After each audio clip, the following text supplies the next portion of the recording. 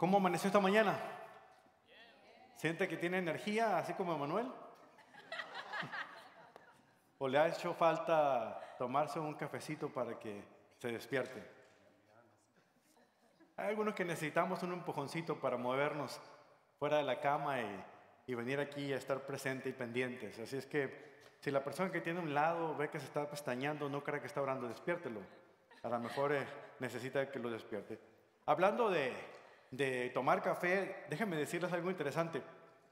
La cafeína es un gran negocio en una cultura tan alocada como la que vivimos aquí en este país. De hecho, en este país únicamente, en el año 2021, se gastaron más de 14,000 millones de dólares en bebidas energéticas. Yo no soy muy amante de la bebida energética, pero me encanta lo que es el café, sobre todo si es de Guatemala. Me gusta el café, lo disfruto en las mañanas, me ayuda a despertar, me gusta su sabor. Y yo contribuyo a los más de 146,000 millones de tazas de café que se sirven al año aquí en este país. Lo cierto es que necesitamos ese tipo de estímulo algunos para poder movernos y sentir que despertamos. Déjame pregunto esto. ¿Qué es lo que te motiva a ti para seguir adelante en la vida? Si no es en el día, al menos entre las situaciones difíciles que pasas, ante las crisis emocionales que vives. Yo no sé lo que te da fuerza a ti para seguir adelante, poner un pie encima del otro, delante del otro, pero déjame decirte una cosa. Con lo que vamos a estudiar el día de hoy en la carta de Pablo a los Colosenses, descubrimos algo interesante. El apóstol Pablo trabajó incansablemente en su ministerio, sin la ayuda de Starbucks y de Red Bull. Ni siquiera café. Mientras Pablo pasaba penalidades por causa del ministerio del evangelio, cuando sentía que los opositores del apóstol le lanzaban piedras literalmente en el camino y lanzaban cualquier tipo de acusaciones en contra de él, tratando de denigrar su mensaje, él seguía adelante. ¿Cuál era su fuente de energía? ¿Cuál era su fortaleza? ¿Qué era lo que le daba vitalidad y motivación para seguir adelante? Me alegra que pienses en eso. Porque aquí en la carta de Pablo a los Colosenses podemos encontrar respuesta a esta pregunta. Para saber qué es lo que puede motivarnos a seguir adelante cuando todo pareciera que es contrario en nuestra vida. En Colosenses, el apóstol Pablo celebra la supremacía, la centralidad y la suficiencia de Cristo sobre todas las cosas creadas, aquí en la tierra y por encima, allá en los cielos. De hecho, en los versículos 15 al 20, el apóstol Pablo proclama la preeminencia de Cristo y luego insta a la iglesia a seguir adelante, esforzándose a continuar adelante en la fe, sin apartarse de la esperanza gloriosa del evangelio en el cual habían creído. En el pasaje que vamos a estudiar el día de hoy, en Colosenses capítulo 1, versículos 24, hasta el segundo capítulo, los primeros 5 versículos, veremos que Cristo no solamente es preeminente, no solamente es exaltado por encima de todos, sino Él está presente con su pueblo, ayudándolos y guardándolos en medio de las dificultades de la vida. El apóstol Pablo nos dice que Cristo está presente aún en nuestras situaciones diarias para sostenernos, para fortalecernos ante las dificultades que enfrentamos cada día. La idea de este mensaje es entender cuál es el propósito del evangelio, cuál es el propósito del ministerio para el cual ustedes y yo hemos sido llamados. Porque el ministerio no solamente es para la gente que está sirviendo de tiempo completo como pastor o misionero. El ministerio es servicio, el ministerio es a lo que tú y yo hemos sido llamados a hacer, a servirnos unos a otros por amor a Cristo. Por lo tanto, el propósito de un auténtico ministerio es la transformación de la vida por medio del poder de Cristo. El propósito del ministerio auténtico, del ministerio del evangelio, es la transformación de la vida por medio de la fuerza, el poder que nos da Cristo Jesús para hacerlo. En Colosenses 1:23 leemos que Pablo se convirtió en ministro del Evangelio. Ya antes había declarado que era un siervo del Señor y ahora se presenta a sí mismo como ministro. Y la palabra específica que él emplea aquí es como una persona que está sirviendo de mayordomo, por decirlo así. Un ministro del Evangelio, un servidor de Cristo. Y es lo que cada creyente somos. Y el propósito del apóstol Pablo es que quería presentar delante del Señor a cada persona que creía en Cristo maduros, perfectos, completos, por medio de Cristo Jesús, por medio de lo que Cristo ha hecho. El apóstol Pablo había invertido toda su vida en la tarea de hablar a la gente acerca de Jesús. Había invertido toda su energía y todo ese propósito de alcanzar a aquellos para Cristo. Sin embargo, había pasado muchas calamidades, había pasado muchas situaciones difíciles. De hecho, escribe esta carta bajo arresto domiciliario. Estaba en una prisión romana. Cuando estaba diciéndoles a aquellos que leían su carta que siguieran firmes y adelantes en la fe que habían tenido en Cristo. Pablo conocía lo que era el ministerio. Él era un ministro de Cristo. Él entendía la responsabilidad del llamado. Pero, ¿qué es del ministerio? ¿Qué significa el ministerio? Si hacemos una lectura cuidadosa de estos pasajes, de este pasaje, en la parte final del capítulo 1 y al principio del capítulo 2 de Colosenses, nos damos cuenta que aquí Pablo tenía en mente 3 aspectos esenciales de un ministerio auténtico que tenemos que considerar. Y estos 3 principios esenciales de todo ministerio auténticamente cristiano están presentes en todas las generaciones y están presentes para ti y para mí el día de hoy. Estos son sufrir por Cristo y su pueblo, número 2, proclamar a Cristo y su mensaje, y número 3, depender del poder de Cristo y su propósito. Veamos cada uno de ellos. Sufrir por Cristo y por su pueblo.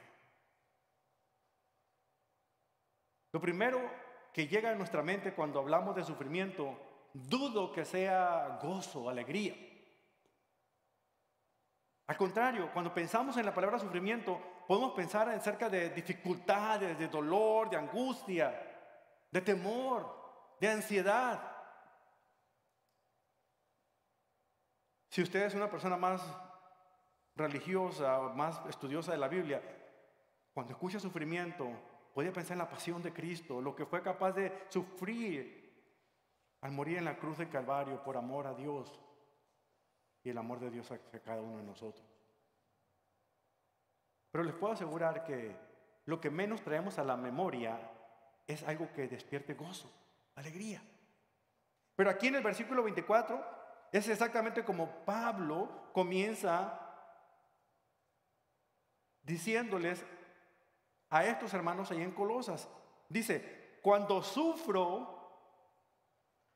en carne propia por ustedes, me alegro, me da gusto. Me alegro cuando sufro, dice, en carne propia por ustedes. ¿Será que a Pablo se le botó la canica? ¿Se estaba volviendo loco? Yo creo que a lo mejor la situación de estar encarcelado ya lo hacía que perdiera alguna de las tuercas que traía sueltas. ¿Qué significa esto? Bueno, aquí vemos precisamente el primer punto esencial de un ministerio auténtico: sufrir por Cristo y por su pueblo. Esa es la parte esencial. Y no solamente sufrirlo, sino el poder considerarlo esto un honor, un sumo gozo, como él lo dice. ¿Qué fue lo que Pablo sufrió por el cual en ese momento estaba gozoso? Al sufrir por los creyentes, al sufrir por la causa de Cristo, ¿qué fue lo que padeció? ¿Por qué dice que él estaba gozoso? ¿Por qué consideraba todo un honor el poder sufrir con Cristo? Si ustedes abren la segunda carta a los Corintios, capítulo 11, se va a dar cuenta de una serie de cosas que él narra, de algunos padecimientos que él había tenido por causa del Evangelio. Escuchen, dice, he trabajado con más esfuerzo, me han encarcelado más seguido, fui azotado innumerables veces y enfrenté la muerte en repetidas ocasiones.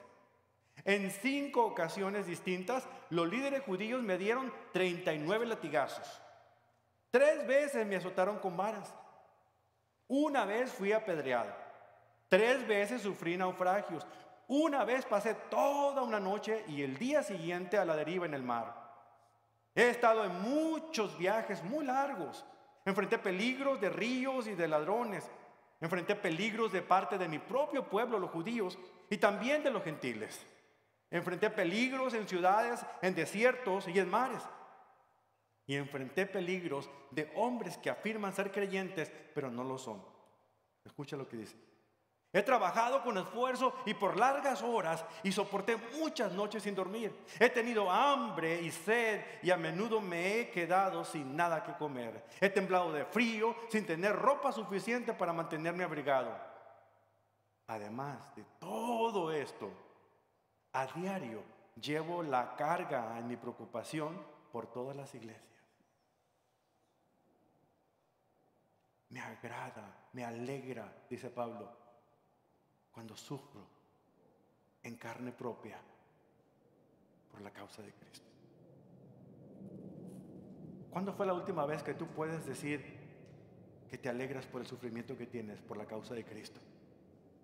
A lo mejor si acaso has sufrido porque es el resultado de tus propias malas decisiones. Las consecuencias de haber tomado una mala decisión son las que te mantienen en este momento lamentándote de por qué a mí y por qué lo hice. Pero hace tiempo que no escucho a una persona que llora y derrama lágrimas de dolor y de gozo al mismo tiempo por las almas perdidas que vienen a Cristo. Pablo dice, me da gozo, porque este sufrimiento, todo lo que acabo de leerles en 2 Corintios 11, todos esos padecimientos que padezco en mi cuerpo, me hacen partícipes de los padecimientos de Cristo por su iglesia, su propio cuerpo. Los colosenses estaban recibiendo una carta muy personal de Pablo, muy directa y muy desafiante. Y otra versión de la Biblia diferente, la Nueva Traducción Viviente, dice, he completado lo que falta a las aflicciones de Cristo. Y eso llama la atención porque si ustedes leen la Reina Valera o la Biblia de las Américas, no entienden cómo encaja esto. A simple vista pareciera pensar que como que le hizo algo, falta algo al sufrimiento de Cristo en la cruz y por eso Pablo tuvo que llegar a completar lo que Cristo no completó. Pero no se trata de eso. Realmente lo que estaba queriendo decir, el sufrimiento de Cristo en la cruz, que es para salvación, continúa en la iglesia, en los creyentes, para proclamación de ese mensaje de la muerte y resurrección de Cristo. En otras palabras, Él está hablando específicamente de que tú y yo, al ser creyentes en Cristo, hemos recibido un gafete muy especial, una medalla muy particular del sufrimiento por causa del ministerio de Cristo. Si alguien te dijo que cuando confiaras en Cristo Jesús como tu Señor, como tu Salvador, tus problemas se acabarían, te engañó. Ve y dile a esa persona que le devuelves el mensaje. Porque si tú has confiado en Cristo Jesús, te has convertido en parte del equipo de los que sufrimos todos los días por causa del ministerio del Evangelio. Hay personas que consideran el dedicar tu vida por completo al ministerio, quieren ser pastores, van a un seminario, quieren prepararse para ser misioneros. Y a veces aquí dentro del país nos encontramos con iglesias pequeñas, grandes y mega iglesias. Y a veces pensamos que el padecimiento de Cristo es cuando en el templo donde nos reunimos no hay aire acondicionado o calefacción. Cuando no hay luz. Cuando no hemos podido comprar un proyector o una pantalla gigante. Y creemos que es parte del padecimiento del ministerio. Pero qué equivocados estamos. Todos los años se gradúan personas en el seminario teológico y quieren y esperan que un día los llamen a un ministerio. Pero quieren un ministerio como el de Charles Stanley, como el de Chuck Swindoll o como el de acá o allá. No quieren empezar en la sala de su casa con una sola persona y un cónyuge que se opone a lo que está haciendo. No, a veces pensamos que sufrir por la causa de Cristo sería sufrir en Cancún o en Hawái. Pero qué distantes estamos de entender lo que Pablo está queriendo decir.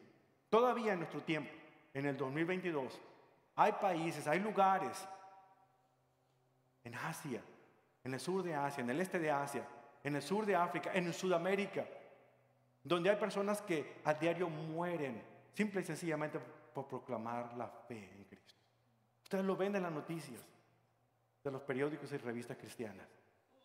Ellos están en el frente de batalla. Y mientras nosotros aquí nos quejamos porque, a mí no me tomaron en cuenta para poder ir a dar los anuncios allá en la iglesia. Y pensamos que ese es el sufrimiento. No, estamos muy equivocados.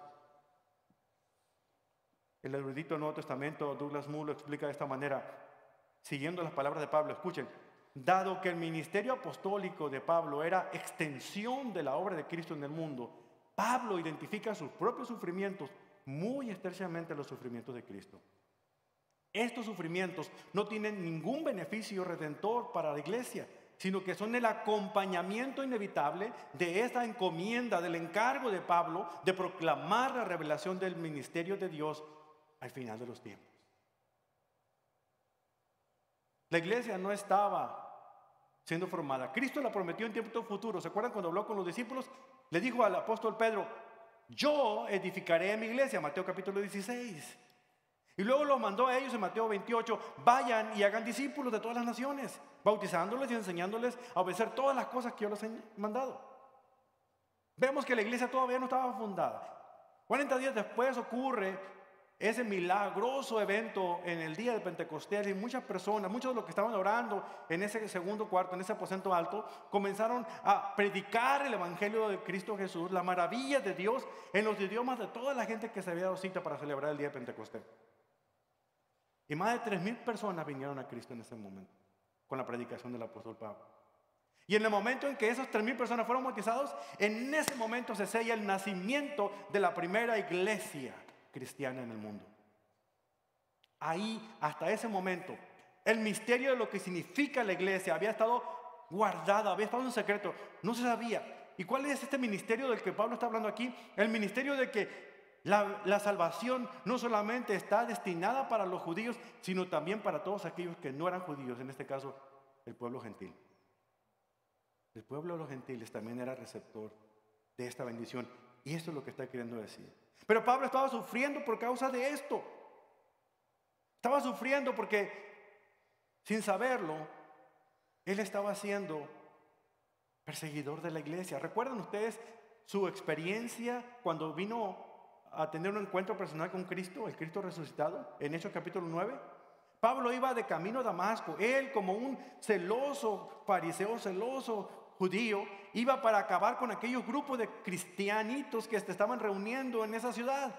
Y de camino a Damasco, el Señor se le aparece. Y de una manera tan cegadora, tan impresionante, de una voz que clama y retuena en sus oídos, le dice, Saulo, Saulo, su nombre anterior al que le había dado Jesús, ¿por qué me persigues?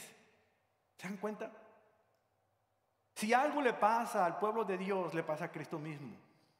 Le estaba diciendo a Pablo, tú persigues a la iglesia, me persigues a mí. Dense cuenta, el sufrimiento es un gozo porque nos identifica con Cristo. El sufrimiento por la causa de Cristo es maravilloso porque sufrimos por Él al sufrir también por su pueblo, la iglesia. Y si alguien se identifica con el dolor de aquellos que han entregado su vida para servirle, no hablo únicamente de misioneros y de pastores o ministros en todo el mundo. El campo misionero es en el lugar donde tú te encuentras. Sea en la escuela, sea en la universidad, sea en el colegio, sea en el trabajo, sea en la iglesia. Es el lugar donde Dios te ha puesto. Sea en el hogar, con tus hijos, con tu cónyuge, con los suegros. Ahí es tu ministerio. Y ahí debes de ejercer y debes estar gozoso por sufrir por la causa del ministerio. Porque Dios te ha puesto ahí. Eres un representante en ese lugar. Ahora, años más tarde, Pablo recuerda aquel evento y por eso está pensando, el sufrimiento que padecen ustedes, le dice a los cristianos en Colosas, pero también a los creyentes en la Odisea, ahorita vamos a ver más de eso. Y de todos aquellos que todavía no conozco, el sufrimiento de ustedes es mi sufrimiento. Porque en carne propia estoy sufriendo lo que ustedes sufren. Porque esto fue lo que me identifica con mi Cristo. Es el que padeció la muerte más horrenda. Su sufrimiento fue para salvación, pero el sufrimiento de nosotros como cristianos es para propagación de ese evangelio que muestra la muerte y resurrección de Cristo.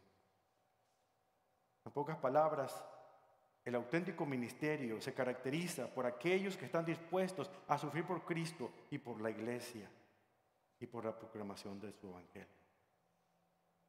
En un mundo en el cual estamos tan acostumbrados a no sufrir, que en el momento en que nos da dolor, tomamos una pastilla para que nos quite el dolor, cuando el dolor nos está avisando de que algo no está bien en nuestro propio cuerpo. De igual manera, nuestros sufrimientos nos dicen que algo no está donde debe estar. Y en este caso en particular, el mundo todavía no había conocido del evangelio. Y Pablo decía, sufro como el dolor de parto. Yo no sé en qué momento él pudo decir esas palabras, pero lo dice con una intensidad tremenda para que ustedes lo entiendan. Porque hoy en día, imagínense a una madre que ha tenido 10 hijos. Cuando tuvo el primero, el dolor tan fuerte que sintió, lo más seguro es que dijera, yo no vuelvo a parir ningún hijo. Pero tuvo 2, y 3, y 4. Y pocas madres he conocido que dicen, no vuelvo a tener ninguno. Que están dispuestas a volver a sufrir y sufrir esos dolores con tal de ver a esa hermosura de bebé en sus brazos. Aunque después le den más dolores de cabeza. Pero el sufrimiento de una madre, ¿quién lo puede entender y comprender? Solamente Dios. ¿Por qué lo padeció? Porque el sufrimiento de Cristo lo hizo no con la vista en esa cruz, sino que venía después de la cruz, que era la gloriosa resurrección, para que todos aquellos a los que alcanzaría con su muerte pudiera restaurar con su propia resurrección. Entonces debemos estar dispuestos a sufrir por la causa de Cristo, pero también a sufrir por su pueblo. La segunda es proclamar a Cristo y su mensaje. Esta es la segunda parte esencial del ministerio auténtico, proclamar a Cristo y su mensaje. Pablo lo dice de esta manera ahí en el versículo 25. Dios me ha dado la responsabilidad. La palabra que emplea la Reina Valera, la palabra que emplea la Biblia de las Américas, Dios me ha dado esta mayordomía. De ahí obtenemos la palabra, es una palabra originalmente inglesa que significa mayordomo. Mayordomía, me han dado esta responsabilidad, esta forma de administrar, de servir a su iglesia mediante la proclamación de todo su mensaje a ustedes, refiriéndose a los colosenses y por ende a todos nosotros los cristianos. Esta responsabilidad, esta mayordomía dada por Dios. Y entiendan, un mayordomo es alguien que está trabajando en la propiedad de quien lo emplea, de su amo, del jefe, por decirlo así. Los que trabajan en la institución bancaria, los que llevan ese carro blindado que recoge el dinero de un banco para llevarlo a otro o que lo mueve en ese aspecto, la responsabilidad de ellos es no recibir el dinero de un banco y luego perderse y darse la fuga. Su responsabilidad es llevar el dinero que no es de ellos a la otra persona a quien se lo envían. Una niñera o un niñero, una persona que cuida niños. Su responsabilidad es de alguna otra manera cuidarlos de la manera de las indicaciones que le dan los padres. Cuando los padres se van de la casa y dejan a la niñera a cargo de esa criatura, no empieza a decir que ahora esa es la dueña o la persona que es dueña de esas criaturas. Su responsabilidad es atenderlos de la manera, las condiciones que da. De igual manera, los creyentes en Cristo, aquellos que servimos en el ministerio, ya sea a tiempo completo o de manera completa en el ministerio, en donde quiera que nos pone, nosotros estamos trabajando no solamente con una responsabilidad de predicar a Cristo y a su palabra, su mensaje.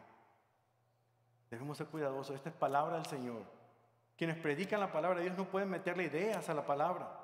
Tienen que predicar el consejo completo de la palabra, lo que la Biblia quiere decir, no lo que yo creo que dice la Biblia.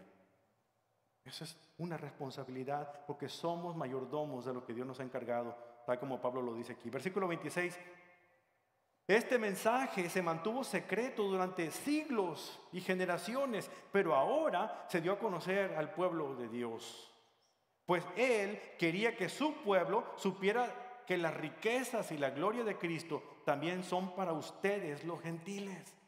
Aquí está el mensaje, aquí está el misterio, aquí está el secreto. El mensaje de redención no únicamente iba a ser para el pueblo judío. Ahora Cristo lo ha vivido en carne propia y lo deja a sus discípulos, a sus seguidores. Díganle al mundo que todos aquellos que confíen en Cristo Jesús son merecedores de esta gloriosa riqueza. de esta redención. Y quería que su pueblo supiera que las riquezas de la gloria de Cristo también son para ustedes los gentiles. Y el secreto es este: Cristo vive en ustedes y eso les da la seguridad de que participarán de su gloria. Cristo vive en ti y esa es tu esperanza de gloria. Cristo vive en ti y esa es tu esperanza de gloria. Ese es el secreto que estaba guardado por tanto tiempo antes y ahora estaba siendo revelado por medio de Cristo Jesús. Los gnósticos del tiempo de Jesús, de este tiempo del primer siglo, que de alguna otra manera decían que cierto conocimiento intelectual, ciertos elegidos son los únicos que podían tener ese encuentro con los dioses, con la deidad. Pablo está destruyendo sus argumentos diciéndoles: no. Aquellos que han confiado en Cristo Jesús, aquellos que han creído en este evangelio, aquellos que han confiado en Él como su Salvador, tienen la oportunidad de ser merecedores de las riquezas en la gloria del Señor. Y eso debe darle seguridad. Jamás ellos pensaban que un Dios supremo podía habitar en un cuerpo humano. Y Dios lo hizo, encarnado primeramente en Jesús y por medio de su Espíritu Santo a aquellos que han confiado en Él como Salvador.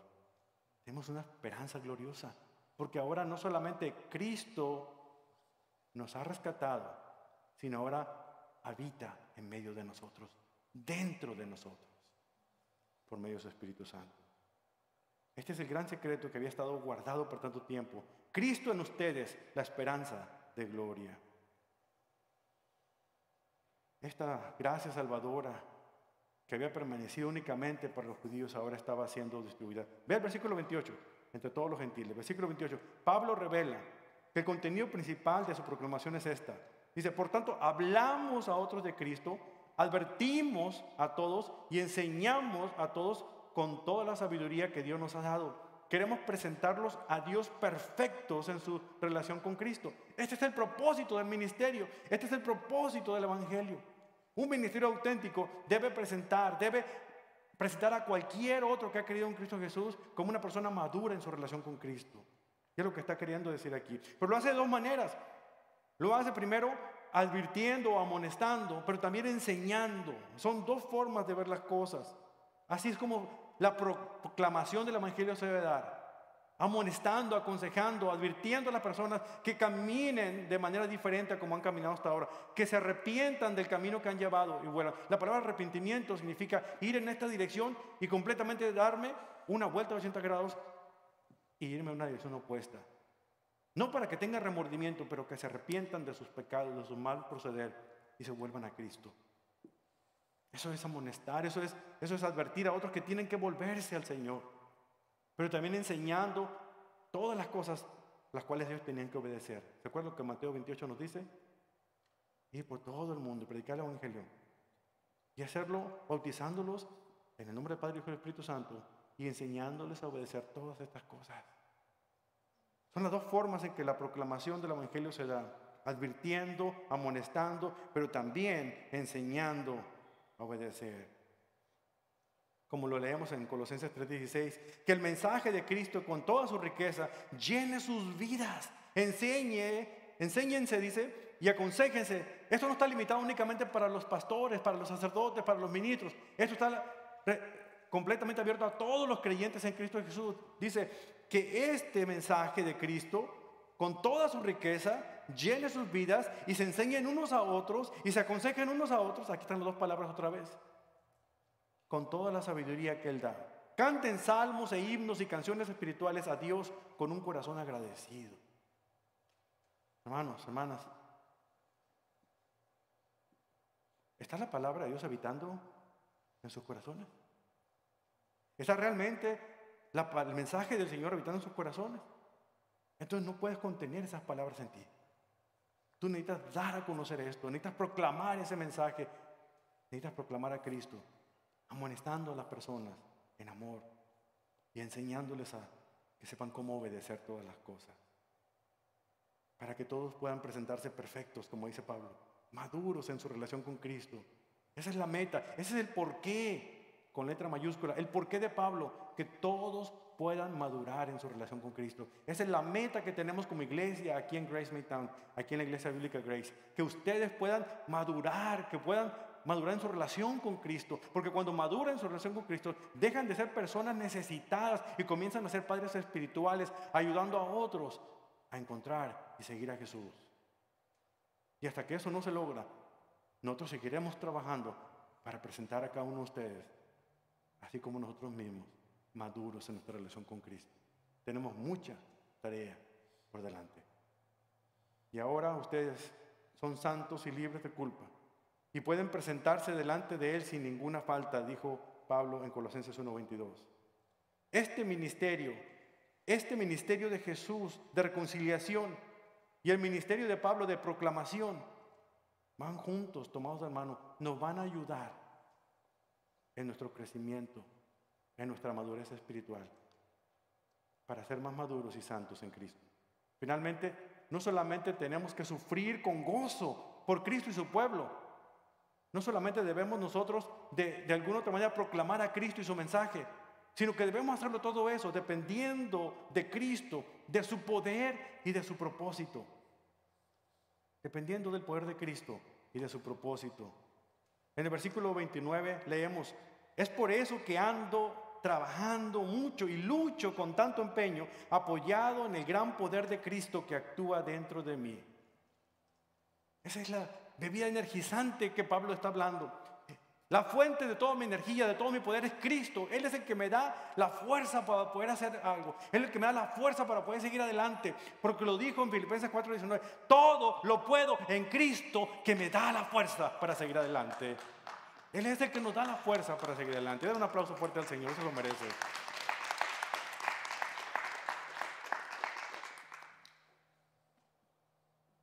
Así que trabajo, lucho, me esfuerzo con tanto empeño, apoyado en el gran poder que hay en Cristo. Aquí está utilizando un lenguaje muy fuerte para comunicar un hecho que sus lectores tenían que entender y nunca olvidarse. Trabajar arduamente, agonizar es la otra palabra que encontramos aquí en el capítulo 2, versículo 1. Agonizar es un lenguaje que se emplea mucho en los deportes, sobre todo en los Juegos Olímpicos de aquel tiempo, los Juegos Ísmicos, de los cuales Pablo mismo menciona en otros casos. Hoy estamos en una temporada donde vemos las Olimpiadas de invierno. Bueno, lo vemos a través de las redes sociales porque no lo están pasando como quisiéramos. Pero de alguna otra manera nos damos cuenta de que esas personas han trabajado arduamente durante todo este tiempo para lograr representar a sus países y obtener los premios que están destinados a aquellos que llegan en los primeros lugares. La palabra agonizar que nosotros utilizamos en español es agonizo en griego. Es realmente trabajar fuertemente, es realmente de alguna otra manera luchar hasta el cansancio con el fin de obtener el premio. Por eso corro, dice Pablo, despojándome de todo peso que me asedia y me extiendo hacia adelante con la mirada puesta en el premio, en la línea, en la meta. No mirando a los demás, sino esforzándome por mirar hacia enfrente, poniendo mi mirada en Cristo. Es hacer el ejercicio tan arduo que hace que nosotros nos movamos hasta lo imposible. Esa labor tan ardua, ese esfuerzo, esa lucha, dice que Pablo, es la que nosotros debemos de tener, es la que él sufrió, con tal de que algunos, no, con tal de que todos los que confían en Cristo pudieran ser maduros, pudieran crecer hasta llegar a la madurez. Es por eso que trabajo, versículo 29, y lucho con tanto empeño, apoyado en el gran poder de Cristo que actúa dentro de mí. La clave de ese trabajo efectivo y agonizante es un ministerio que depende del poder de Cristo y se orienta en el propósito de Cristo. Vea el versículo 1 del capítulo 2.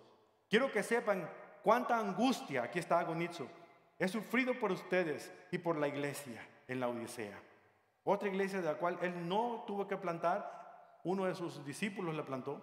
Él no conoció a los hermanos de Colosas nunca, él no conoció a los hermanos de la Odisea nunca, pero los amaba con un amor entrañable, porque eran creyentes, porque se identificaba con ellos, porque él estaba sufriendo penalidades para que ellos pudieran conocer más de Cristo. Quiero que ellos cobren ánimo y estén bien unidos con fuertes lazos de amor. Quiero que tengan la plena confianza de que entienden el misterioso plan de Dios que es Cristo mismo. En Él están escondidos todos los tesoros de la sabiduría y el conocimiento. Les digo esto a ustedes para que nadie los engañe. Aquí refiriéndose a las falsas enseñanzas que estaban llegando a la iglesia de aquellas personas que estaban mezclando y tergiversando el evangelio puro de la gracia. Para que nadie los engañe con argumentos ingeniosos. Pues si bien estoy lejos de ustedes, mi corazón está con ustedes y me alegro de que viven como deben hacerlo y de que su fe en Cristo se mantiene firme. ¿Cómo te encuentras tú en este momento en cuanto a tu servicio a Dios? En la escuela donde vas, en el lugar donde trabajas, en la iglesia en la que sirves, en la comunidad donde te desenvuelves. ¿Quieres hacer las cosas para honrar al Señor, para vivir vidas santas, pero batallas con ciertos vicios, ciertos malos hábitos que te vuelven a llevar a hacer lo que no quieres hacer?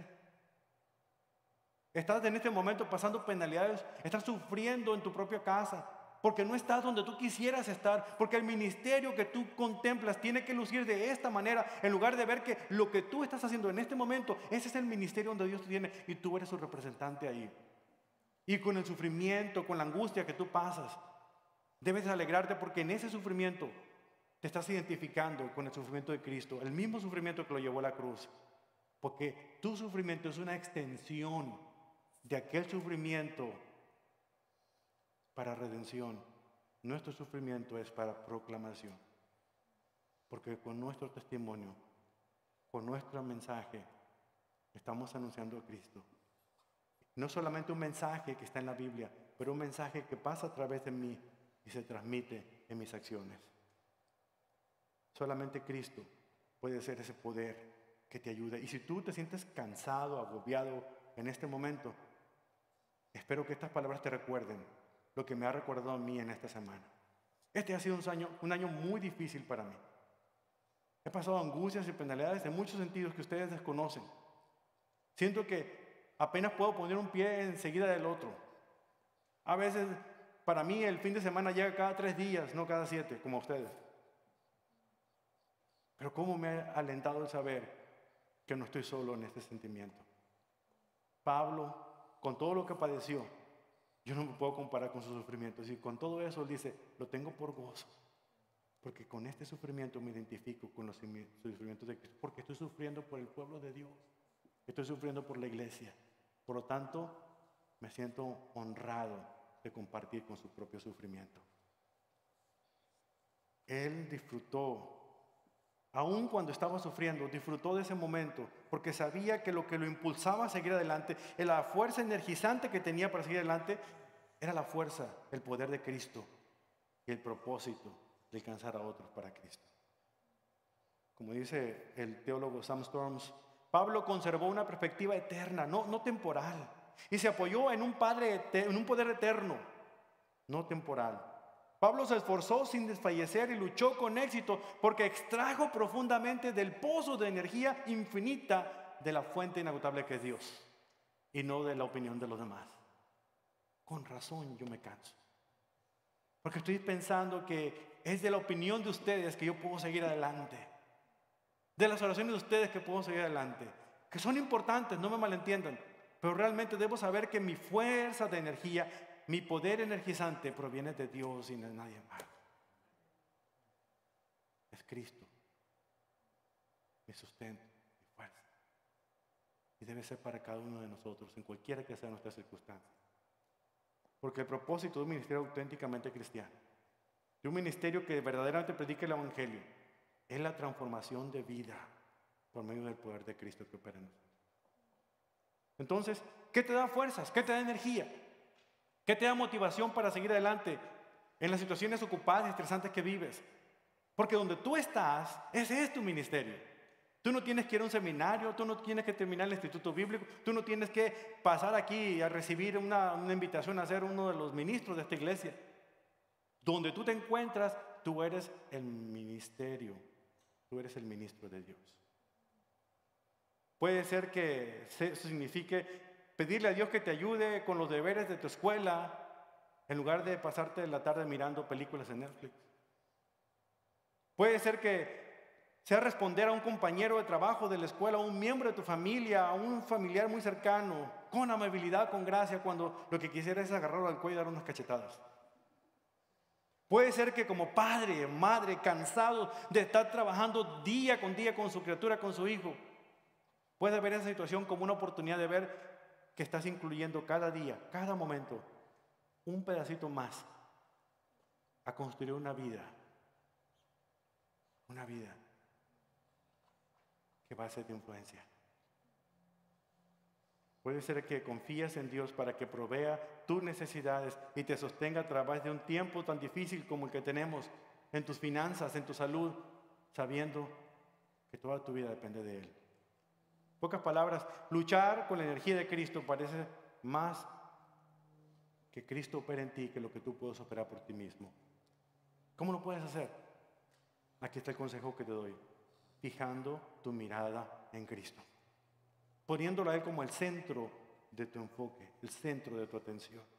Como dice el escritor de Hebreos, en Hebreos capítulo 12, y corramos con perseverancia la carrera que Dios nos ha puesto por delante, ya sea en la escuela, ya sea el trabajo, ya sea la iglesia, ya sea tus hijos, ya sea tus padres, ya sea tu cónyuge, la carrera que tenemos por delante, puestos los ojos en Jesús. Eso lo hacemos a fijar la mirada en Jesús, el campeón que inicia y perfecciona nuestra fe. Debido al gozo que le esperaba a Jesús, soportó la cruz sin importarle la vergüenza que ésta representaba. Ahora Él está sentado en un lugar de honor junto al trono de Dios. Piensa en toda su hostilidad que tuvo que soportar por parte de los pecadores. Así ustedes, escúchenme bien, así ustedes no se cansarán ni se darán por vencidos, porque aquel que le da la fuerza para que sigan adelante, aquel fue capaz de soportarlo todo por amor a ustedes. Pero lo podemos hacer centrando nuestra mirada en Jesús. Escucha las palabras de este canto que vas a ver en este video. Yo quisiera que medites en estas palabras y las puedas hacer propias como una oración al Señor. Escucha.